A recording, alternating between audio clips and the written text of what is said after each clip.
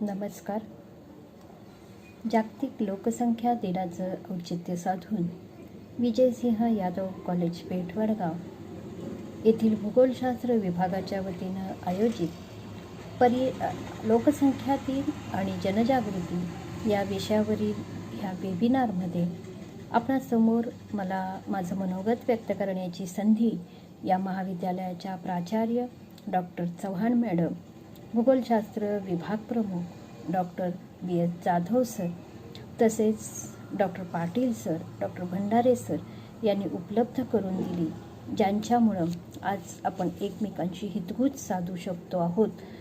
त्यामुळं मी या सर्व ऑर्गनायझर टीमचं मनपूर्वक प्रथम धन्यवाद व्यक्त करते. या वेबिनारमध्ये उपस्थित असणारे सर्व विद्यार्थी, प्राध्यापक वर्ग, भूगोलशास्त्र अभ्यासक, पर्यावरणप्रेमी या सर्वांना लोकसंख्या दिनाच्या मनपूर्वक हार्दिक शुभेच्छा देते. दरवर्षी गेली 4 दशकं आपण हा लोकसंख्या दिन मोठ्या निश्चयानं करतो आहोत. उद्देश हाच आहे की ह्या लोकसंख्येच्या प्रश्नाबाबत, लोकसंख्येच्या समस्यांबाबत जनजागृती व्हावी. लोकांच्या मनामध्ये या लोकसंख्येच्या प्रश्नांबाबत जागरूकता निर्माण व्हावी आणि प्रत्येकानं डोळसपणे या प्रश्नांकडे पाहावं, हा उद्देश मनामध्ये घेऊन दरवर्षी आपण 11 जुलै हा दिवस लोकसंख्या दिन म्हणून साजरा करत असतो. 11 जुलै 2020 ह्या वर्षी आपण युनायटेड नेशननं दिलेली जी संकल्पना आहे, जी थीम आहे, ह्या थीमला आधारित वेगवेगळे उपक्रम साजरे करतो आहोत. यावर्षी युनायटेड नेशननं आपल्याला to raise awareness for women's and girls ही संकल्पना दिलेली आहे आणि त्या संकल्पनेवर आधारित वेगवेगळे सेमिनार्स, वेबिनार्स, वेगवेगळी चर्चासत्र, वेगवेगळ्या स्पर्धा, निबंध स्पर्धा, वक्तृत्व स्पर्धा, रांगोळी स्पर्धा, डिबेट स्पर्धा अशा माध्यमातून या ठिकाणी या लोकसंख्येच्या प्रश्नांबाबत जनजागृती करण्याचा प्रयत्न केला जात आहे. लोकसंख्येचा अभ्यास करत असताना संतती नियमन असेल, स्त्रियांचं आरोग्य असेल, स्त्री पुरुष समानता असेल, गरिबी असेल, मानवी हक्क आणि नैतिक मूल्य असतील, अशा लोकसंख्येच्या विविध कंगोऱ्यांचा अभ्यास केला जावा. बारकावेनं ह्या कंगोऱ्यांचं निरीक्षण केलं जावं आणि त्यातून ठोस अशा काही उपाययोजना केल्या जाव्यात की ज्यामुळे लोकसंख्या नियंत्रित केली जाईल आणि ज्यातून भविष्यामध्ये येणाऱ्या समस्यांना थोडीशी उपाययोजना शोधली जाईल. ह्या दृष्टीनं हा लोकसंख्या दिन आपण साजरा करतो आहोत. लोकसंख्येच्या बाबतीत विलास जैतापूरकर ह्या कविमनाच्या एका उदयोन्मुख अशा कवीनं अतिशय सुंदर अशी कविता केलेली आहे. ती आपल्या कवितेत म्हणतात, हा नाश थांबवा भूमातेचं तनमन जळते आहे, ही वसुंधरा जनसंख्येच्या भाराने रडते आहे, ही वसुंधरा जनसंख्येच्या भाराने रडते आहे. पृथ्वीच्या पाठीवरती ही अफाट झाली गर्दी, पृथ्वीच्या पाठीवरती ही अफाट झाली गर्दी, गर्दीतच जन घुसमटती, गर्दीतच जन घुसमटती, दुःखात किती तळमळती. हे संततीचे अज्ञान जगाला भेसूर छळते आहे, ही वसुंधरा जनसंख्येच्या भाराने रडते आहे, हा नाश थांबवा, हा नाश थांबवा. पृथ्वीची शोकांतिका ह्या कवितेमध्ये त्यांनी आपल्या शब्दांमध्ये ह्या वसुंधरेचं, ह्या पृथ्वीचं दुःख व्यक्त करण्याचा प्रयत्न केला आहे. मित्रहो, खरंच लोकसंख्येच्या प्रश्नांमुळं लोकसंख्येचा भार हा वसुंधरेवर किती मोठ्या प्रमाणात पडतो हे आज आपण भूगोल अभ्यासक म्हणून अनुभवतो आहोत. भूगोल अभ्यासक म्हणून त्याच्याकडं चाणाक्ष दृष्टीनं बघतो आहोत. आज जर आपण ह्या दृष्टीनं जनजागृती करण्याचा प्रयत्न केला तर निश्चित लोकसंख्या दिन चांगल्या पद्धतीनं साजरा केला जाऊ शकेल. 11 जुलै 1987 साली युगोस्लावियामध्ये एका बालकाचा जन्म झाला आणि जगाची लोकसंख्या 5 अब्जावर पोचली. जागतिक स्तरावरती या लोकसंख्येची वाढणारा जो दर आहे, वाढती लोकसंख्या आहे, ही भविष्यामध्ये चिंतेची गोष्ट बनू शकेल. भविष्यामध्ये ह्याची एक मोठी समस्या निर्माण होऊ शकेल. यासाठी या प्रश्नांकडं लक्ष वेधलं जावं ह्या दृष्टीनं वर्ल्ड बँकेचे सिनियर डेमोग्राफर डॉक्टर के.सी. आचार्य यांनी याकडं सर्व जगाचं लक्ष वेधण्यासाठी 11 जुलै हा दिवस जनजागृती दिवस म्हणून साजरा करावा अशी संकल्पना मांडली.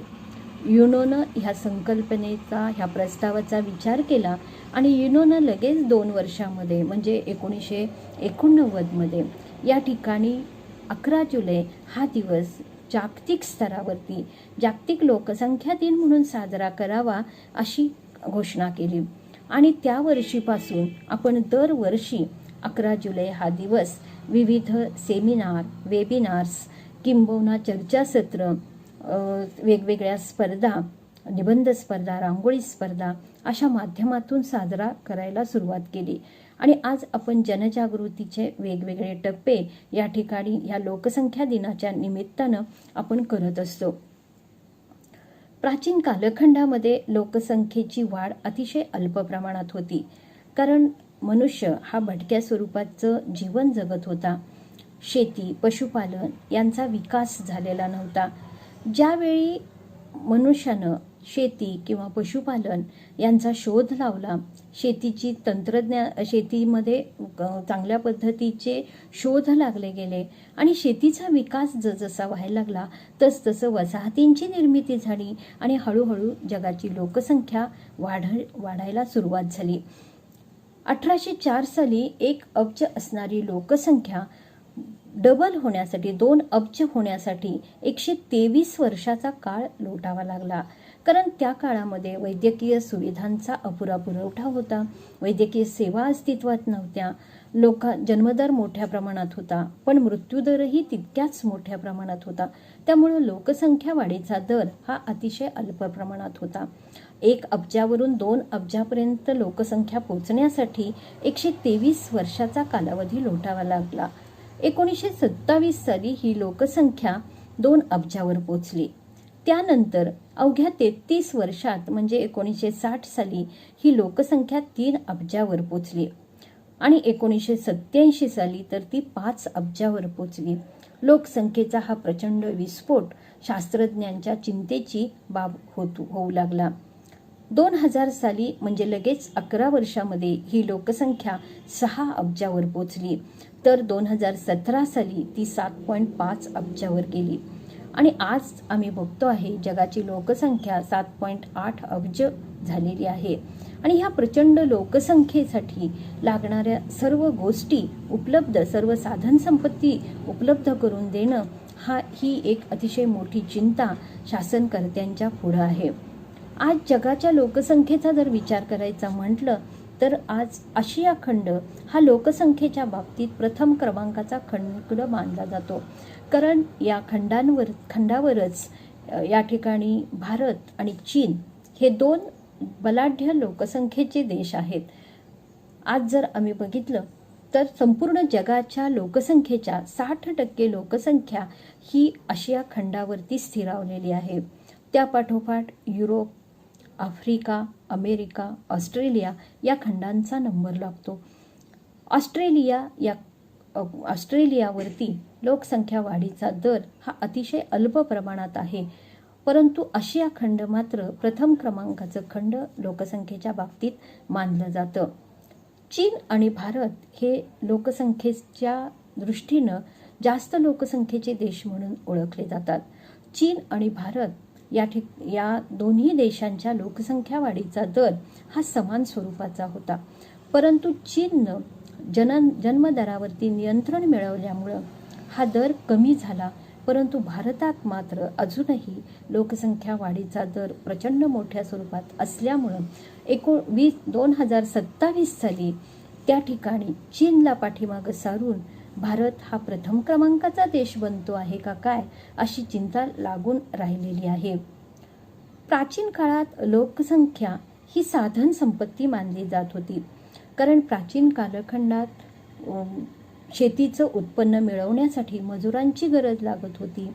त्याचबरोबर सैन्य भरतीमध्ये सुद्धा मोठ्या प्रमाणात मनुष्यबळाचा वापर केला जात असे आणि त्याच पद्धतीनं राजकीय कामकाजासाठी सुद्धा ही मनुष्यबळ वापरलं जात होतं. त्यामुळे साधन संपत्ती म्हणून ह्या प्राचीन काळात लोकसंख्या साधन संपत्ती मानली जात होती आणि त्याला सामाजिक महत्त्वही तितक्याच मोठ्या प्रमाणात होतं. अगदी ऐतिहासिक उदाहरणं जर बघायची म्हटलं तर चंद्रगुप्त मौर्यांच्या काळामध्ये त्यांच्या सैन्यामध्ये जवळजवळ 7 लाखाचं सैन्य अस्तित्वात होतं. असे काही पुरावे आपल्याकडं इतिहासामध्ये आढळतात. म्हणजे त्या काळात साधन संपत्ती म्हणून ह्या लोकसंख्येचा वापर केला जात असे असं आपल्याला दिसून येते. मध्ययुगीन कालखंडामध्ये आपण सगळेच जण जाणतो की मध्ययुगीन कालखंड आपण अंधार युग किंवा डार्क एज म्हणून ओळखतो. यामध्ये धर्माचं प्राबल्य फार मोठ्या प्रमाणात होतं. धर्माचं वर्चस्व आपल्यावरती असल्यामुळं अपत्य ही नैसर्गिक आहेत, अपत्यांची उत्पत्ती ही नैसर्गिकरित्या होते आहे अशी भावना अस्तित्वात होती. समाजामध्ये धर्माचं वर्चस्व असल्यामुळं मुले ही देवाघरची फुले असं संबोधलं जात होतं. त्यामुळं जास्त अपत्य असणाऱ्या कुटुंबाचा सत्कार मध्ययुगीन कालखंडामध्ये केलेली उदाहरणं आपल्याला पाहायला मिळतात. त्यानंतर मात्र आधुनिक कालखंडात 17व्या-18व्या शतकामध्ये मानवी जीवनाच्या विकासावरती भर देण्यात आला आणि त्यामध्ये शिक्षण, साहित्य, कला, तंत्रज्ञान यामध्ये प्रचंड मोठ्या प्रमाणात बदल घडून आले आणि मग नवनवीन शोध लागले. ज्ञानाची क्षितिज विस्तारली गेली. नवनवीन ज्ञानाचे कंगोरे आपल्यासमोर उदयास आले. प्रचंड मोठ्या प्रमाणात प्रवासाची साधनं शोधली गेली. प्रवास होऊ लागला. जगामध्ये वेगवेगळ्या ठिकाणी असणाऱ्या ज्ञानाचा खजिना हा सर्वांसमोर खुला झाला. ज्ञानाची क्षितिज विस्तारली गेली. प्रवासामुळं जग जवळ आलं. औद्योगिकरणाचा प्रचंड मोठ्या प्रमाणात विकास होऊ लागला. औद्योगिकरण होऊ लागलं. व्यापारामध्ये प्रगती होऊ लागली आणि ह्या सगळ्या घटनांमुळं लोकसंख्येच्या अभ्यासाची गरज ही दिवसेंदिवस वाढायला सुरुवात झाली आणि त्याचमुळं लोकसंख्या अभ्यास करणं ही काळाची गरज बनू लागली. 1662 साली लंडनमधील जॉन ग्रँट ह्या शास्त्रज्ञानं लोकसंख्येच्या अभ्यासाला सुरुवात केली आणि त्याचमुळं लंडनमधील जॉन ग्रँट यांना लोकसंख्या शास्त्राचा जनक म्हणून संबोधलं जातं. त्यांचे सहकारी सर जॉन विल्यम पेरी यांनीही लोकसंख्या अभ्यासामध्ये आपलं योगदान प्रचंड मोठ्या प्रमाणात दिलं. या दोघांनी लंडनमधील असणारी मर्त्यता, लंडनमधील असणारी प्रजनन आणि लंडनमध्ये होणारं स्थलांतर ह्यांचं अतिशय बारकाव्यानं सखोल पद्धतीनं अभ्यास केला आणि त्यावरती त्यांनी अभ्यास करून लोकसंख्या ही भविष्यामध्ये समस्या बनू शकेल आणि लोकसंख्येचा अभ्यास ही अतिशय मोठी काळाची गरज आहे ही असं मांडलं आणि त्याचमुळं लोकसंख्या शास्त्राच्या अभ्यासाला गती मिळाली. त्याचबरोबर एडमंड हॅले, विल्यम फार, माल्थस, बँकर, त्रिवार्था यासारख्या अनेक शास्त्रज्ञांनी लोकसंख्या शास्त्राच्या अभ्यासाला गती प्राप्त करून दिली. यांनी आपल्या अभ्यासातून ह्या लोकसंख्या शास्त्रामध्ये प्रचंड मोठ्या प्रमाणाची भर टाकली. 17व्या आणि 18व्या शतकांमध्ये जनगणनेला सुरुवात झाली. 1790 साली इंग्लंडमध्ये, 1790 साली अमेरिकेमध्ये आणि 1801 साली इंग्लंडमध्ये जनगणना सुरू झाली. डेजिल इबेटसन यांना जनगणनेचा जनक म्हणून संबोधले गेलं. जनगणना किती महत्त्वाची आहे किंवा लोकसंख्या वाढीचा कल, लोकसंख्येची वैशिष्ट्य यांचा जर आपण अभ्यास केला तर नियोजनबद्ध विकास साधला जाऊ शकतो हे शास्त्रज्ञांच्या लक्षात आलं आणि त्यामुळं जनगणना ही प्रत्येक ठिकाणी व्हायला सुरुवात झाली. भारतातही 1871 साली पहिली जनगणना केली गेली. सुव्यवस्थितपणे किंवा शास्त्रशुद्ध पद्धतीनं ही जनगणना सुरू झाली आणि त्यानंतर दर 10 वर्षांनी जनगणना करायला सुरुवात झाली. सामाजिक आर्थिक धोरणं आखण्यासाठी जनगणना किती महत्त्वाची आहे हे त्याच्या अभ्यासावरून हळूहळू लक्षात यायला लागलं. भारतीय लोकशाही शासन व्यवस्था सुरळीत चालण्यासाठी ह्या जनगणनेचा उपयोग केला जायला लागला. 17व्या-18व्या शतकामध्ये लोकसंख्या वाढीचा दर हा अतिशय कमी प्रमाणात होता, तर 19व्या शतकामध्ये औद्योगिकरण, यांत्रिकीकरण, नवनवीन शोध, वेगवेगळी प्रगती झाल्यामुळं लोकसंख्येचा दर हळूहळू वाढायला सुरुवात झाली. 20वं शतक हे तर तंत्रज्ञानाच्या प्रगतीचं शतक म्हणून ओळखलं गेलं. तंत्रज्ञानाची प्रचंड प्रगती झाली, अनेक संशोधनं झाली आणि 1950 नंतर लोकसंख्या वाढीचा दर हा प्रचंड मोठ्या प्रमाणात वाढला गेला. शास्त्रज्ञांनी याबाबतच्या धोक्याची सूचना ही वेळोवेळी समाजाला दिलेली होती, परंतु समाजानं मात्र या वाढत्या लोकसंख्येची समस्या बनू शकेल याकडं मात्र दुर्लक्षच केलं. 1798 साली माल्थस यांनी लोकसंख्या वाढीचा सिद्धांत मांडला.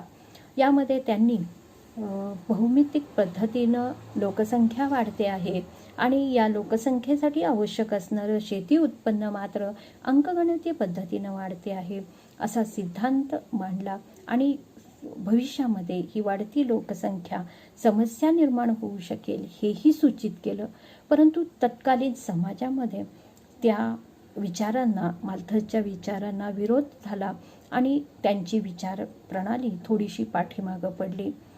दुसऱ्या महायुद्धानंतर मात्र पुन्हा लोकांच्या लक्षात आलं की अनेक शास्त्रज्ञांनी मांडलेली ही जी लोकसंख्येबाबतची भाकीतं आहेत ती भविष्यामध्ये खरी ठरू लागलेली आहेत आणि माल्थसच्या सिद्धांताला परत महत्त्व प्राप्त झालं.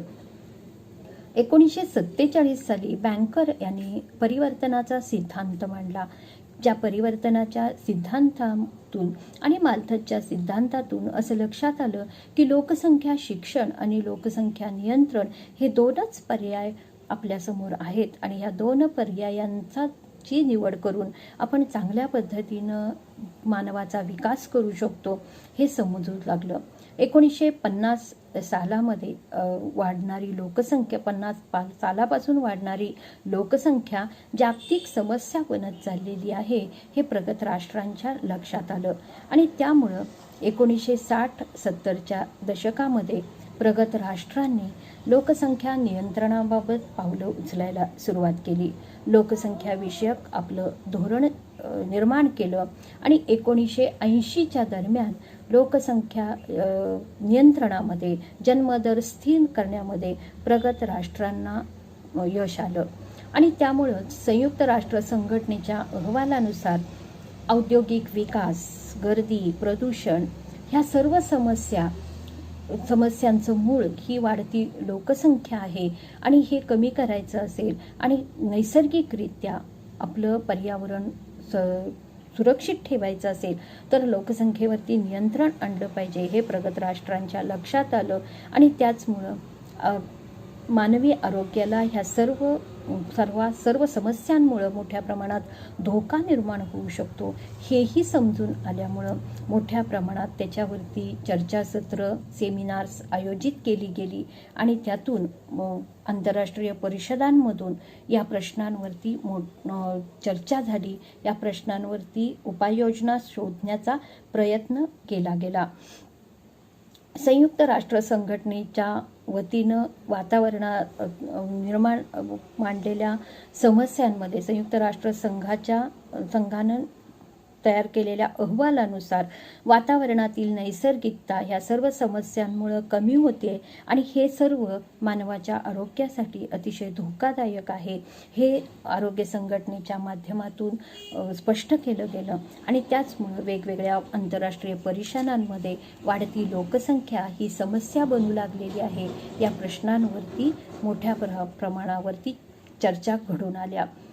भारतानंही 1947 साली आपलं लोकसंख्येबाबतचं धोरण स्वीकारलं आणि 1947 साली भारताची लोकसंख्या फक्त 36 कोटी इतकी होती. 2011 साली हीच लोकसंख्या 1.21 अब्जावरती पोचली. म्हणजे फक्त 64 वर्षात तिप्पट लोकसंख्या भारताची झालेली आहे. प्रत्येक 10 वर्षांनी ज्यावेळेला जनगणना केली जाते त्या 10 वर्षांमध्ये साधारणतः 1.5 ते 2 कोटी लोकसंख्येची वाढ भारतामध्ये आजही पाहायला मिळते आहे. आज दर मिनिटाला भारतामध्ये जवळजवळ 52 बालकांचा जन्म होतो असा अहवाल आज प्रसिद्ध झालेला आहे. आज भारताची लोकसंख्या 133 कोटीवर पोचलेली आहे. उत्तर प्रदेश, बिहार, झारखंड, उत्तराखंड, राजस्थान या राज्यांमध्ये लोकसंख्या वाढीचा दर मोठ्या प्रमाणात आहे. स्वातंत्र्यपूर्व काळामध्ये मात्र लोकसंख्येच्या बाबतीत कोणतंही धोरण अस्तित्वात नव्हतं. इंग्रज आपल्यावरती अधिराज्य गाजवत होते आणि इंग्रजांनी या प्रश्नाकडे प्रचंड मोठ्या प्रमाणात दुर्लक्ष केलेलं होतं. परंतु भारतामधील काही शास्त्रज्ञ आणि काही समाजसुधारकांनी मात्र याकडं जाणीवपूर्वक लक्ष दिलं होतं आणि ह्या समस्यांचं आकलन करण्यासाठी, ह्या समस्यांचा उहापोह करण्याचा प्रयत्न केलेला होता. वट्टल नावाच्या शास्त्रज्ञांनी याबाबतीत एक ग्रंथही प्रकाशित केलेला होता. परंतु समाजानं अपत्यप्राप्ती ही धार्मिक गोष्ट मानून त्याकडं पूर्णपणे दुर्लक्ष केलेलं होतं.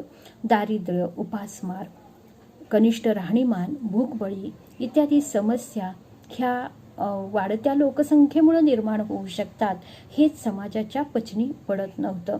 इंग्रजांचा अधिपत्य असूनही इंग्रज आपल्याकडं ह्या प्रश्नांकडं दुर्लक्ष करत गेले आणि त्यामुळं शास्त्रज्ञ किंवा नवमाल्थसवाद्यांनी मात्र संतती नियमनाचा पुरस्कार करणारं धोरण भारतानं स्वीकारावं अशा पद्धतीची विचारप्रणाली, अशा पद्धतीची संकल्पना त्यांनी मांडलेली होती.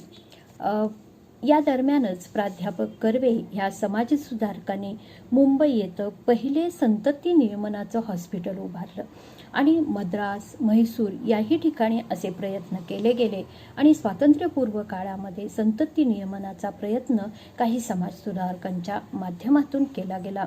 1936 साली कुटुंब नियोजन प्रशिक्षणाचा कार्यक्रम डॉक्टर पिल्ले यांनी जाहीर केलेला होता.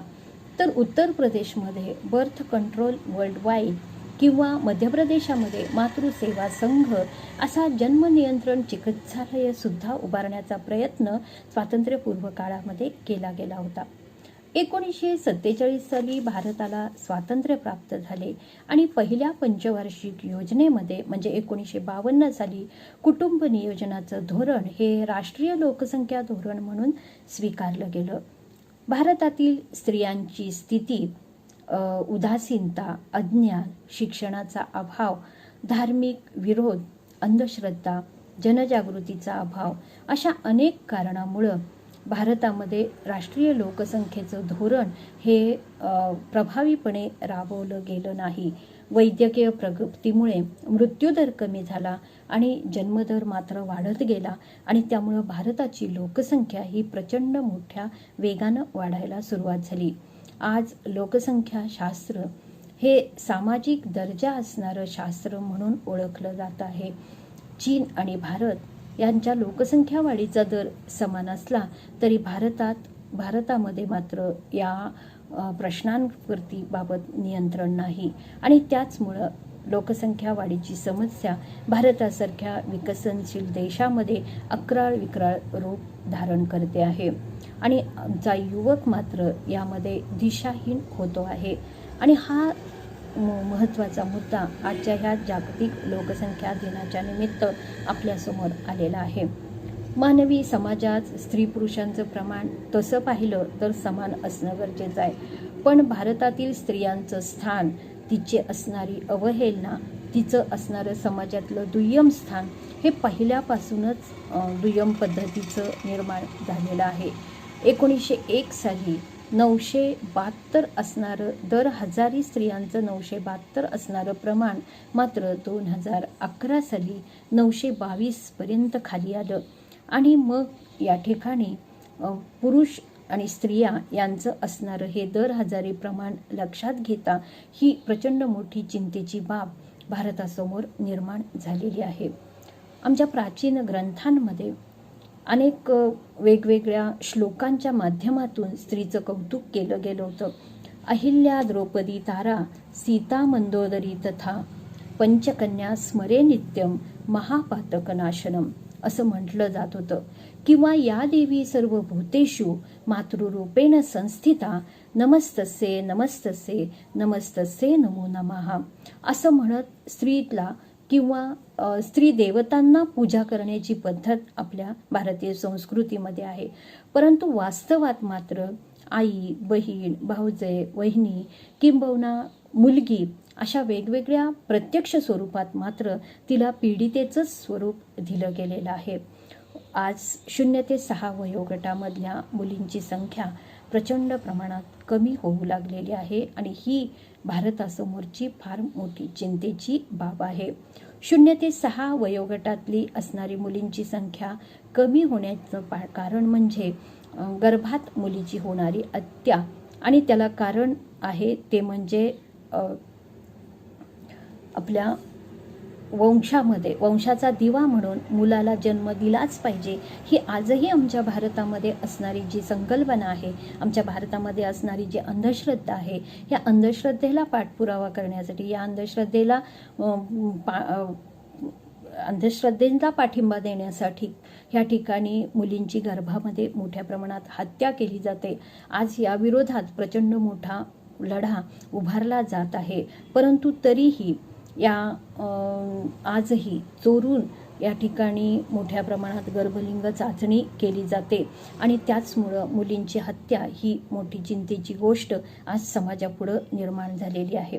वाढत्या लोकसंख्येमुळं प्रदूषण, ग्लोबल वॉर्मिंग, शहरीकरण, साथीचे रोग, विविध आजार अशा अनेक समस्या आपल्या भोवती घर करायला लागलेल्या आहेत.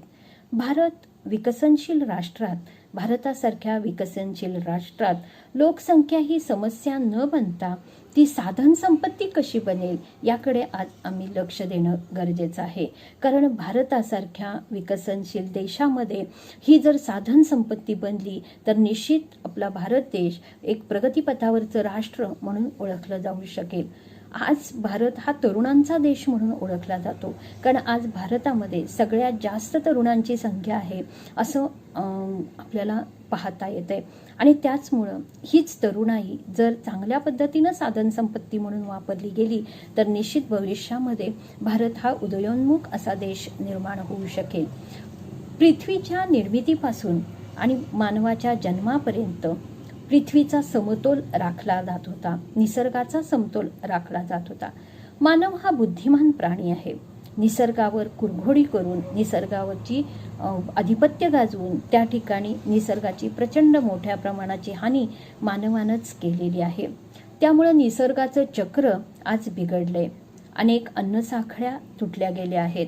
जीवो जीवस्य जीवनम हे चक्र आज कुठंतरी मंदावलं गेलेलं आहे. उद्योगधंद्यांचा विकास झाला, नागरीकरण मोठ्या प्रमाणात वाढलं, वृक्षतोड प्रचंड प्रमाणात झाली आणि त्याचमुळं मोठ्या प्रमाणात निसर्गाची हानी घडून आली. तंत्रज्ञानाची प्रगती झाली, त्यामुळं आयुर्मानामध्ये मोठ्या प्रमाणात वाढ झाली. पर्यायानं लोकसंख्येचा प्रचंड विस्फोट हा निर्माण झाला. वन्यजीव, पशुपक्षी, वन, नैसर्गिक संसाधनं या सर्वांवरती या प्रचंड लोकसंख्येचा मोठ्या प्रमाणात ताण निर्माण झाला. पशुपक्ष्यांच्या अनेक जाती नष्ट झाल्या, मोठ्या प्रमाणात प्रदूषण निर्माण झालं आणि हवामानामध्ये प्रचंड मोठ्या प्रमाणात बदल झाले. नैसर्गिक आपत्तींचं संकट हे आपल्यावरती नेहमी यायला लागलं, त्याचं प्रमाण वाढलं आणि दुसऱ्या बाजूस मात्र तंत्रज्ञानाच्या प्रगतीमुळं, यांत्रिकीकरणामुळं या ठिकाणी रोजगार हळूहळू कमी होऊ लागला. बेकारी, चोऱ्या, गुन्हे, मारामाऱ्या यातून भूकबळी आणि प्रचंड मोठ्या प्रमाणाचं असणारं दारिद्र्य हे समाजामध्ये पसरू लागलं. नैतिक मूल्यांचा प्रचंड मोठ्या प्रमाणात ऱ्हास झाला आणि लोकसंख्या नियंत्रणाची गरज ही दिवसेंदिवस वाढायला लागली. लोकसंख्या नियंत्रित करून उपलब्ध युवा शक्तीला साधन संपत्तीत रूपांतरित केलं पाहिजे आणि तरच आजचा हा लोकसंख्या दिन संपन्न झाला असं आपल्याला म्हणता येऊ शकेल.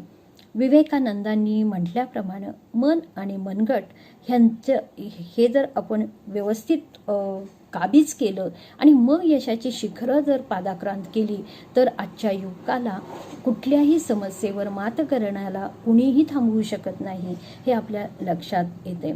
एका ठिकाणी असं म्हटलं जाते, मंजिलें उन्हीं को मिलती है जिनके सपनों में जान होती है. मंजिलें उन्हीं को मिलती है जिनके सपनों में जान होती है. पैरों से कुछ नहीं होता, हौसलों से ऊंची उडान होती है.